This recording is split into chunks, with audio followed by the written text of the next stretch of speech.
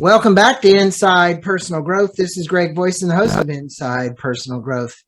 And joining me from, where are you, Peter? I was basically asking Howie where he was before we got on. Where are you? New York City. New York City is Peter Bregman, and he's the CEO of Bregman Partners. And for all of those who want to find out more about Peter, you can just go to Bregman Partners, BregmanPartners.com to learn more about him. And Howie, PhD, Howie Jacobson, is an executive coach to clients, ranging from startup founders to established and raising Fortune 100 leaders. He's director of coaching at Bregman Partners and head coach at Healthy Minds Initiative. Is that the one out of Wisconsin, Howie? That's out of California. California. Okay. All right. Well, I appreciate both of you guys being on, and we're going to be talking about their new book, You Can Change Other People, the 4 Steps to Help Your Colleagues, Employees, even family give up their game. This is the book. This is the book that we'll put a link to in our blog. This is where you'll want to go to pick this book up. You know, change has always been, I remember reading a book, and I told you guys this in the pre-interview, Immunity to Change, that came out of MIT. And, you know, people would go to the doctor and they'd have a challenge, and they basically had heart issues, right? They were studying them. And they say, well, you need to change your diet. You need to go exercise. You need to do this. And you guys all know, because you know, we've had atomic change guy on here. We've had tiny changes guy on here. Changes are tough, and they have to be made incrementally. Why do you guys believe a book about changing other people is so important? And why did you guys decide to publish You Can Change Other People now? Why the book? Why now? What's your purpose? I'll start. Okay. So the genre of change books has largely been about how to change yourself, right? So, you know, Atomic Habits and Tiny Habits and all that is how can I change myself? And those are, you know, I use those books. They're on my shelf. They're very, very helpful. What we wanted to do was for those people who are going around saying, like, the people around me, I can see how they're self-sabotaging. I can see how they're not getting what they want in the outcomes in their life, in their relationships, in their careers.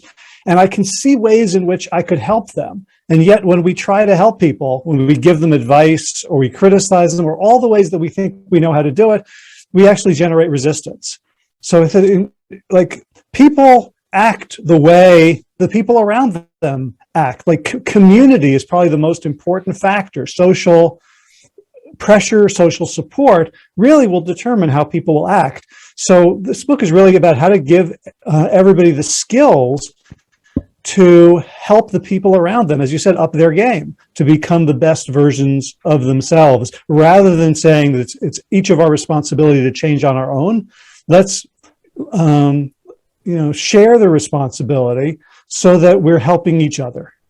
Yeah, I get that. And I get that it's a support center, especially when you're at work, to have people help you. Peter, do you have anything to add to that? Because obviously the two of you work together, and Howie's a coach for your company. You're doing kind of the same thing. And it's a challenging task at best to get people to change, but even to support them to change. This isn't a new topic by any means. So you want to add anything to that? Yeah, I'm not sure. A few things. One is, we always talk about, wow, change has never been happening so fast. Like, we've never experienced a time where change was moving so fast, right? I heard someone express it differently to me the other day. They said, change will never again be so slow. Like, you will never experience a time in your life when change was happening so slowly as it is now, because it is only going faster, right? Like change is happening.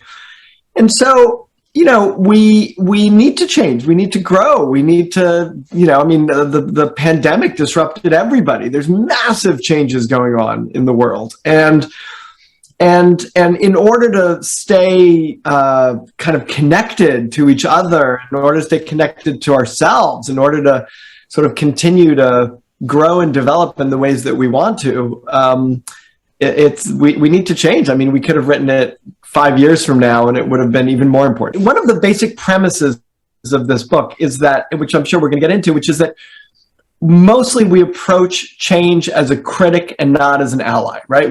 If I want to change you, I'm going to criticize you. I'm going to tell you what you're doing wrong. I'm going to give you feedback.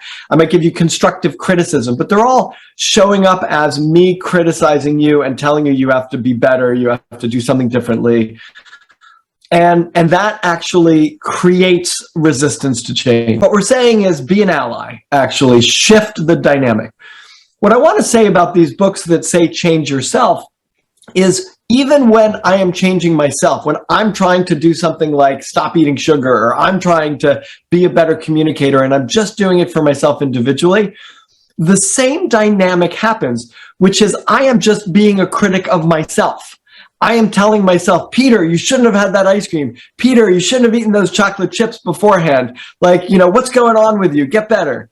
And even when it's projected, certainly when it's projected onto someone else, it creates resistance to change. What I'm discovering is even when we try to change ourselves, when we act as a critic to ourselves, that voice in our head that's saying, you're not enough, you're not doing it well, come on, you're better than this, that actually creates a resistance to change also. So what we're talking about relates to any kind of change, which is the first step is you got to be an ally. You got to work with, not against.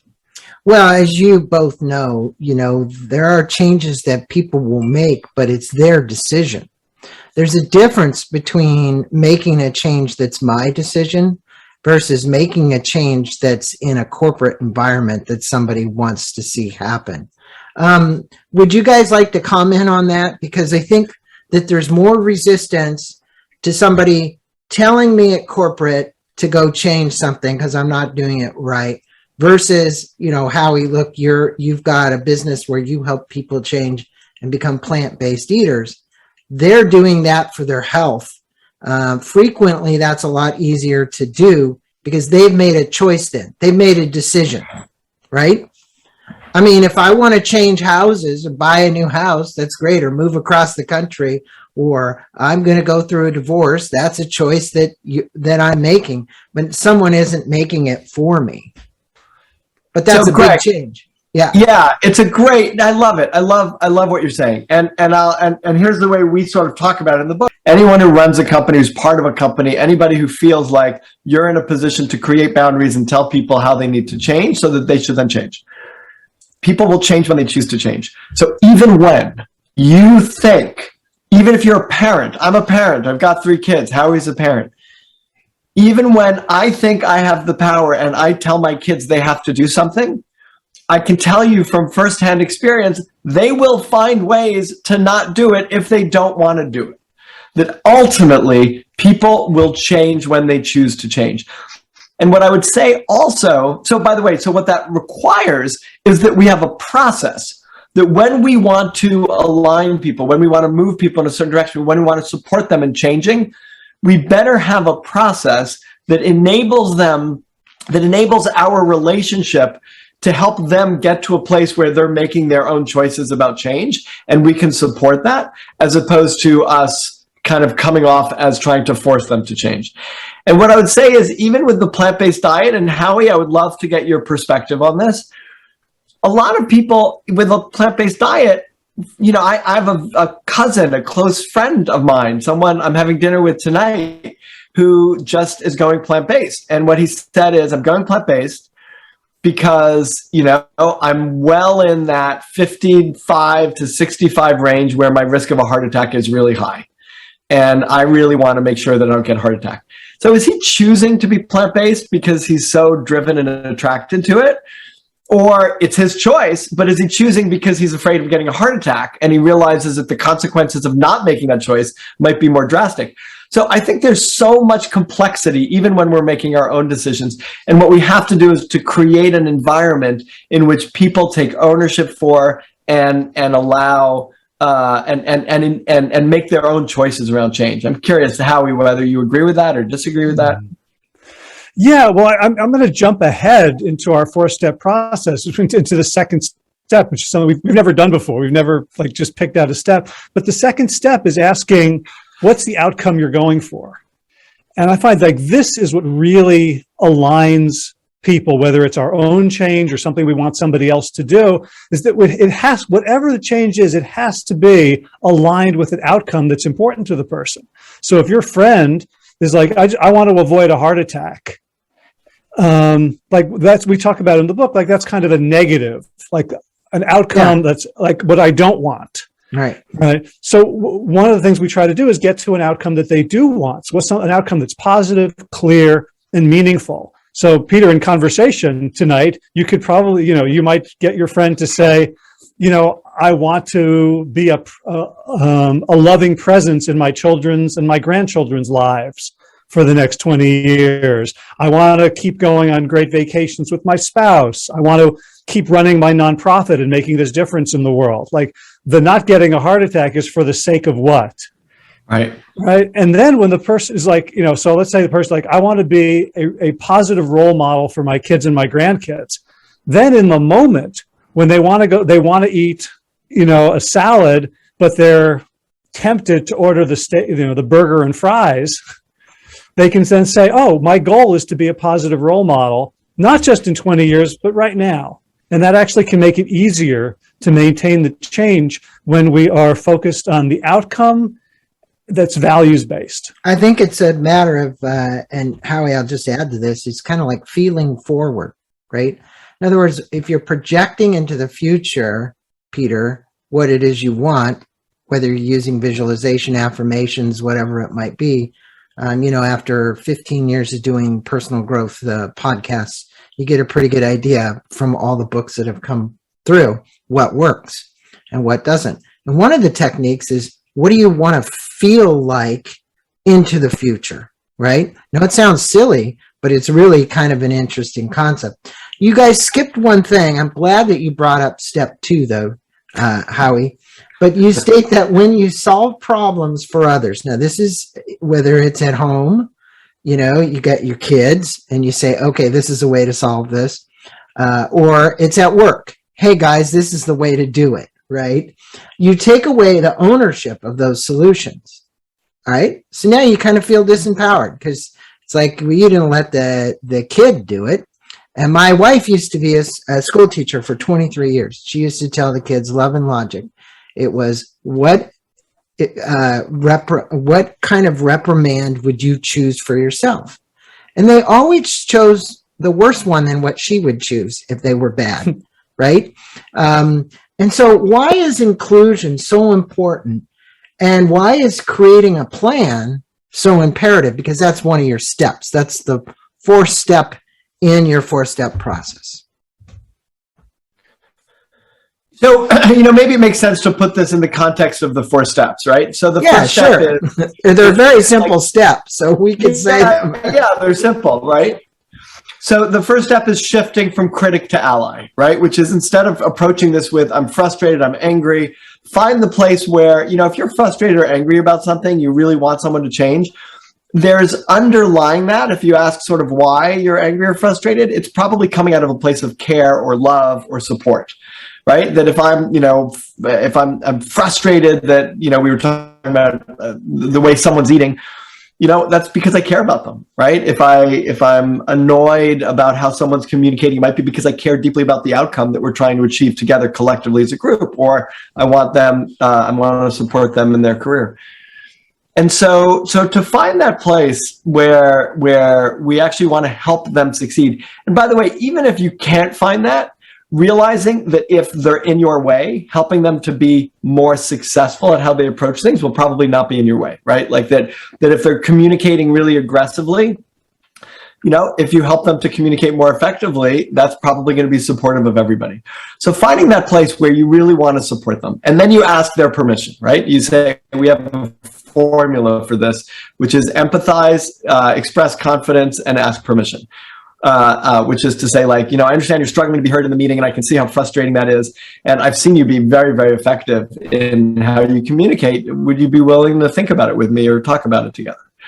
Right? So you get them to say yes. That's the first step, where they're going to they have choice, right? They could say no. I've done this with people and they say no. Oftentimes when I accept their no, they'll come back to me because they know they're in control and they have power. Second step is the outcome, which is, what is it that I really want to achieve? Howie described that beautifully. You're going from a frustrating problem to an energizing outcome that you're looking forward to, like for the sake of what.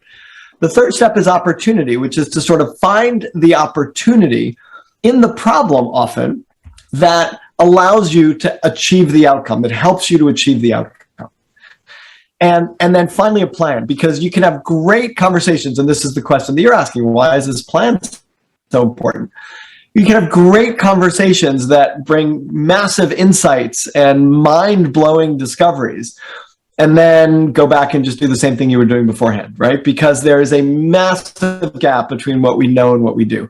The way we think of this work is getting massive traction on what's most important to people, helping them to get massive traction on what's most important to them. And so the traction part, the translating into action, becomes really important and really critical. And so that happens in a plan. And the plan, by the way, doesn't have to work. It just has to be followed through on. That's one of the discoveries that Howie and I made, which is, what's most important is forward momentum. If you're worried about having the perfect plan, you probably won't move forward. If you act like a scientist and say, I'm going to try some stuff, I'm 100% confident. This is what we call, a level 10 plan. At 1 to 10, I'm a 10 on following through, that I'm going to follow through on this plan. I'm 100% confident I'm going to follow through. I don't know if it's going to work, but I think it's got a pretty good shot. Let's explore it. We're going to learn something, and then we'll figure out what the next step is. So those are the 4 steps, and it's why each step is important. I think your 4-step program is very simple and very effective for people to basically implement, right? And Howie, if you would, speak about something that's called the opportunity step in action. I pulled that out of the book. And it's built around 3 lines of inquiry. And I thought those lines of inquiry were really important, because that is an important way to get to the opportunity. So will you share the lines of inquiry and why this helps people accept change more easily? Sure. So we've just gotten to this outcome. So the person's kind of excited about it. And now we still have to face reality. So reality is, there is a situation, there is a problem, a struggle, an obstacle. So then we return to the problem, but with the outcome in mind, framed by the outcome. So we're not just, because if we just started with the problem, okay, Gary, I have your permission. Now let's talk about, why you're interrupting in meetings, or why you keep eating sugar, or why you're having burgers and fries all the time. They've already thought about it, right? If whatever we struggle with, we tend to ruminate over. So, but now that we have the outcome in mind, we can then return to the problem and say, so tell me what's happening now.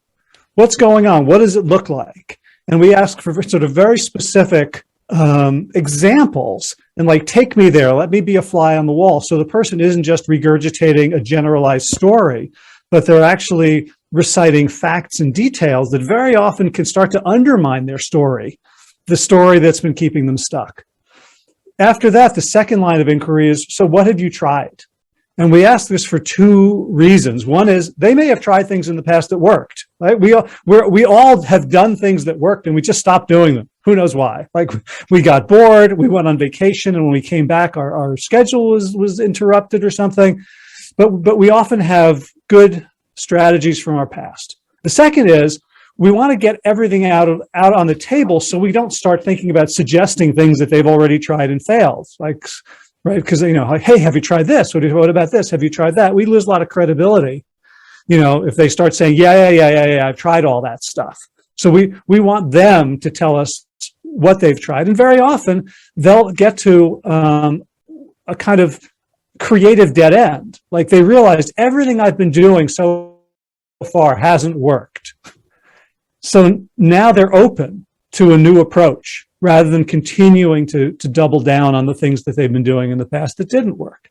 And once we have those two, we then say, so where's an opportunity here? And sometimes we can ask it, but we can suggest it. We can notice things, right? So if the opportunity for Peter's friend is, he wants to eat plant-based, but he keeps getting tempted by other foods, to say, well, the opportunity in that moment to achieve the outcome I want, which is to be a great role model, is to be a great role model right now as I make a choice for my long-term interests as opposed to my short-term interests, which is presumably something as parents we want to teach our kids, to delay gratification for so they can get the 2 marshmallows rather than just the one.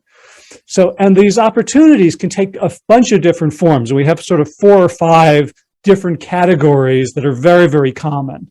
Like the opportunity, there's always an opportunity for emotional courage, which I hope Peter's going to talk about in some length. There's an opportunity to look at the problem as a symptom of an underlying system that you can improve. There's often an opportunity in this moment to increase capability generally to handle this problem. So there's a bunch of different ones that we highlight, and most that we've seen fall in one of these, but it really is the point at which we explore with the other person and say, okay, given the outcome you want, given this problem, how can we use the situation that we find ourselves in to move forward to what you want? Well, I think your 4 simple steps are very helpful in both family. You say in the book that this can be used for families, can be used in corporate world, can be used almost anywhere. And you guys used stories throughout, examples of 2 people. I think it was Stephen and Octavia. Is that right, if I remember correct?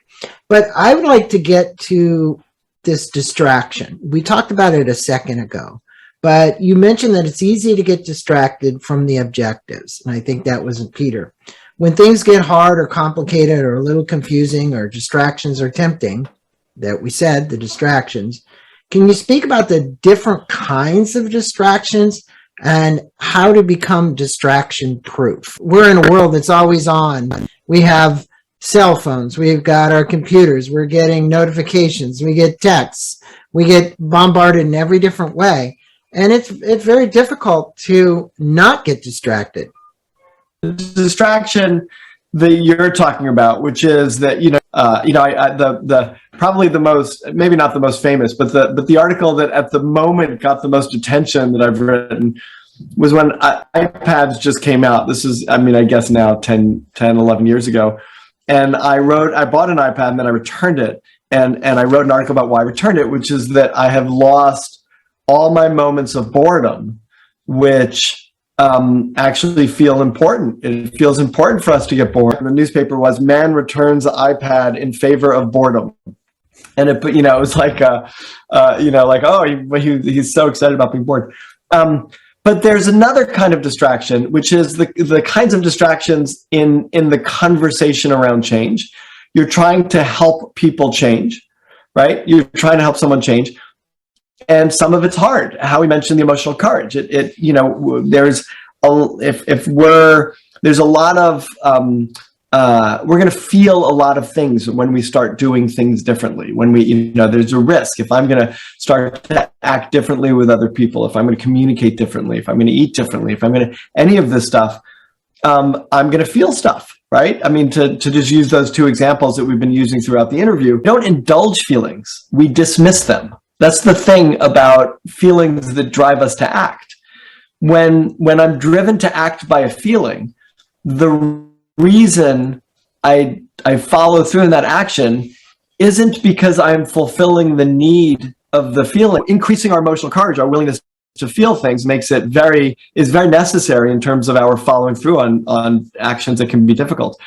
But there's all kinds of distractions that happen when you're in a conversation with someone and you're looking for opportunities, and they'll do something like blame other people. Or they'll say, like I might say, the reason, we'll keep this sugar thing going. Howie, the reason I eat, and let's see how Howie does with all these distractions. Let me give you what we would call distractions. Howie, Howie, the reason I eat ice cream, all this ice cream, is because my wife buys all of this ice cream, and she buys, and then when it's on sale, she'll buy like 10 pints of it, and it'll all be in the freezer. And it's, like, how am I supposed to resist it when there's 10 pints? Plus, I buy frozen vegetables, but there's no place to put the frozen vegetables in the fridge unless I eat the ice cream and make space for the frozen vegetables.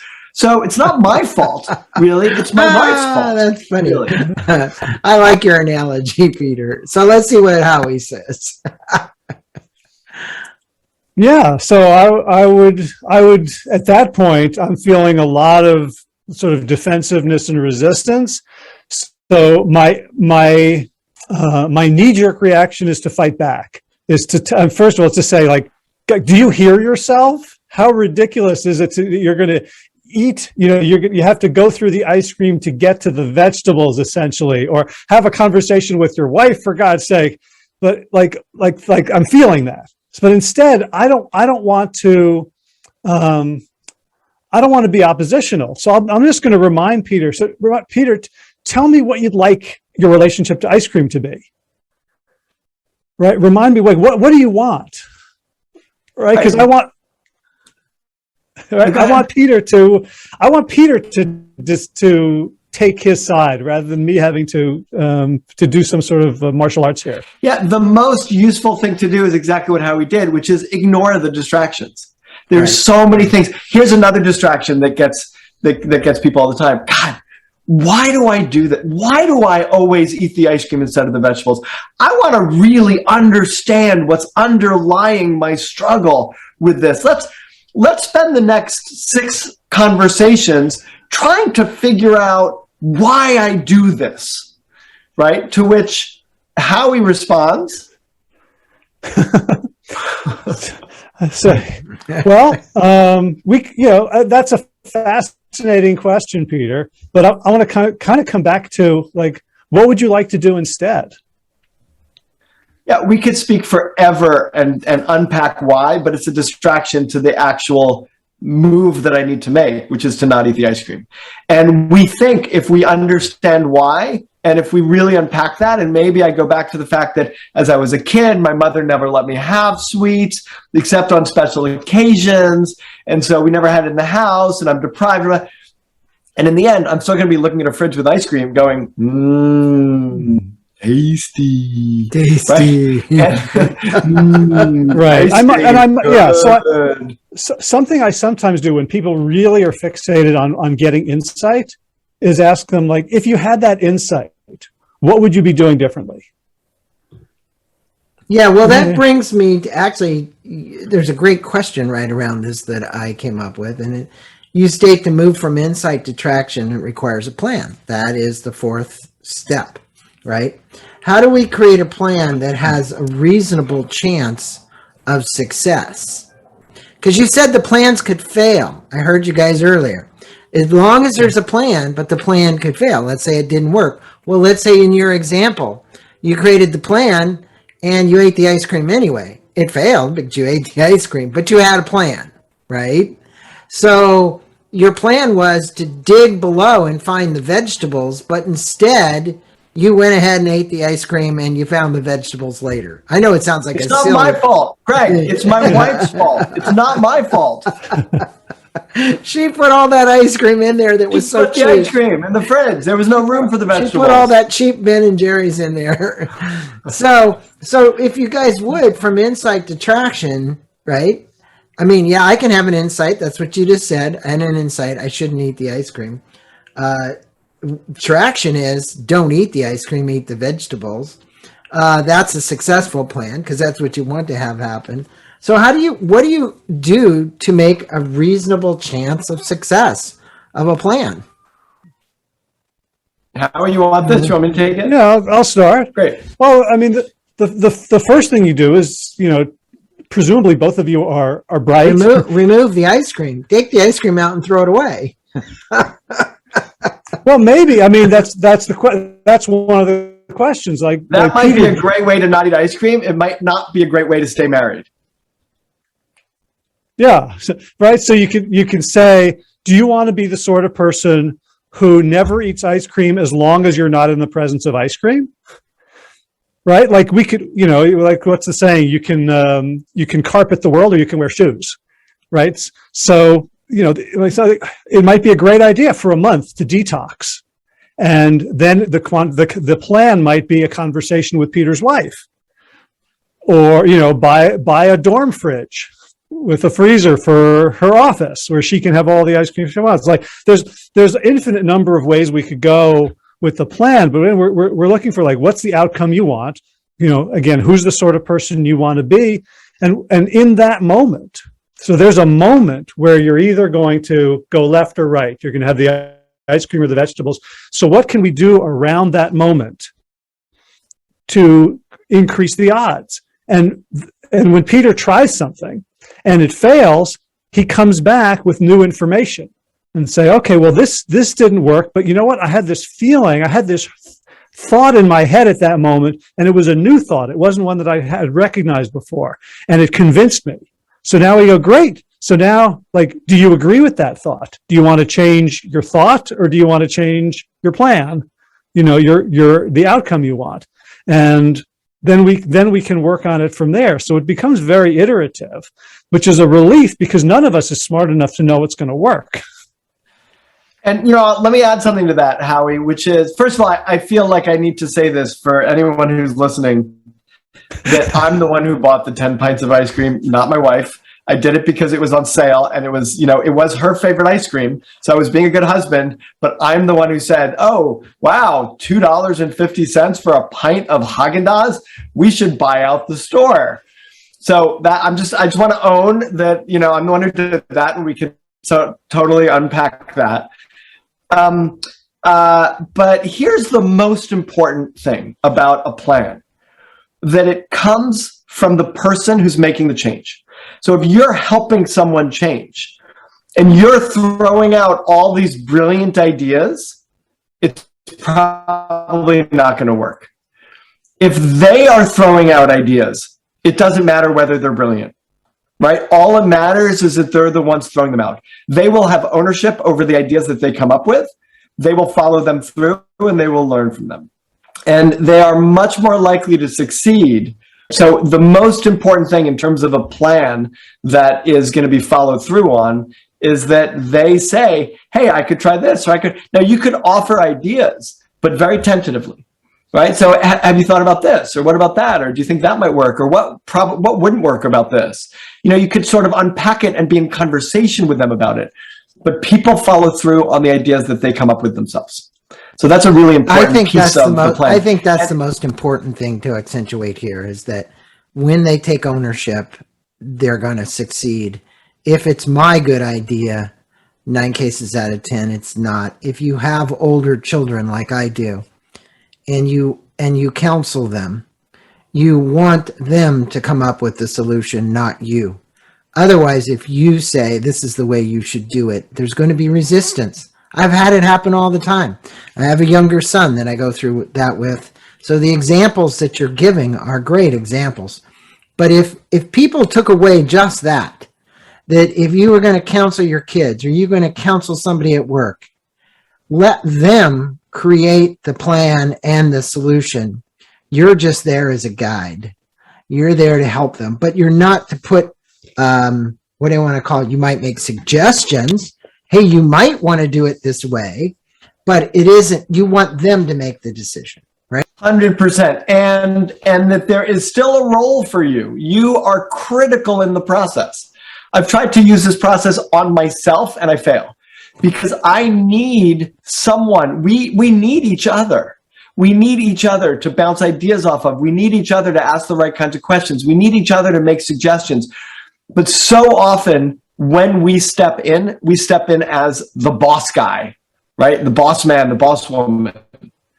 We step in that way. And that's a way that ends up being ineffective. So there is a very important role for us, but it is not as director of the ship. Right? Yeah, it's like when the CEO is beautiful. It's a guide. It's like when the CEO steps in the room with his ego and tells everybody the way it's got to be. We've been having a meeting, right, and he's 15 minutes late, and then he comes in, he hasn't heard what's going on, and he goes, well, but this is the way it's got to be, guys. That doesn't really go over. You get a lot of resistance, right? So the shift, I just want to tell for my listeners, the 4 steps are shift from critic to ally, identify an energizing outcome, find the hidden opportunity, and create a level 10 plan. Those are your 4 steps. Now, for both of you, and we'll start with Howie, because he hasn't said much lately. If you were to leave the listeners with 3 things that could implement for themselves and their teams that would make change something that people would not resist but embrace, what would you tell them? What would you tell our listeners as a takeaway, Howie?